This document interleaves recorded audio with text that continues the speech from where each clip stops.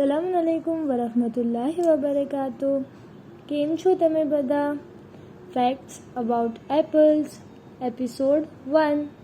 એપલને ગુજરાતીમાં સફરજન કહેવાય છે, ઉર્દૂમાં સેબ કહેવાય છે, ઇંગ્લિશમાં એપલ કહેવાય છે અને અરેબિકમાં તુફા કહેવામાં આવે છે. એપલ એક જન્નતનું ફ્રૂટ છે. ઇમામ મોહમ્મદ બાકિર અલૈહિસ્સલામે ફરમાવ્યું, એપલને સ્મેલ કરી એટલે કે સૂંઘીને ખાવું જોઈએ, જેથી આપણી બોડીમાં જે જર્મ્સ છે એ બધા દૂર થઈ જાય. ઇમામ સાદિક અલૈહિસ્સલામે ફરમાવ્યું છે કે અગર લોકોને માલુમ થઈ જાય કે એપલના કેટલા બેનિફિટ્સ છે, કેટલા ફાયદા છે, તો લોકો બીમારોનો ઈલાજ સિર્ફ એપલથી જ કરશે. હવે આપણે જોઈએ કે એપલના કેટલા બેનિફિટ્સ છે, કયા કયા ફાયદા છે. તો એપલ બ્લડને પ્યુરિફાય કરવામાં એટલે કે બ્લડને લોહીને શુદ્ધ કરવામાં હેલ્પફુલ રહે છે. એપલ ડાયજેશન પણ ઇમ્પ્રૂવ કરે છે.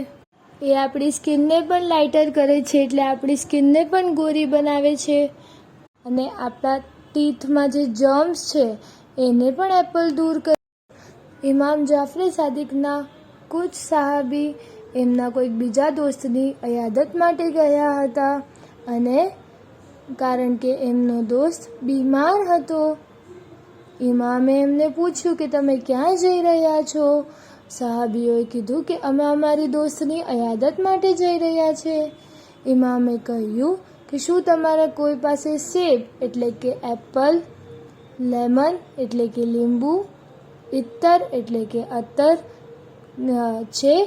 તો સહાબીઓએ કીધું કે નહીં, અમારી પાસે તો નથી અત્યારે. મૌલા આપે ફરમાવ્યું કે શું તમને માલુમ નથી કે જ્યારે કોઈ બીમારને હદિયો દઈએ તો એને આરામ મળે છે, સુકૂન મળે છે.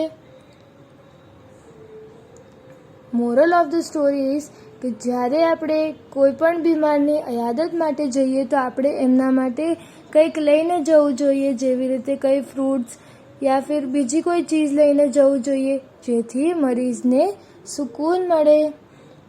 An apple a day keeps a doctor અવે. હું આશા કરું છું કે તમને આ દર્સમાં મજા આવી હશે અને તમે કંઈક નવું શીખ્યું હશે. જઝાકલ્લાહ. ખુદા હાફિઝ.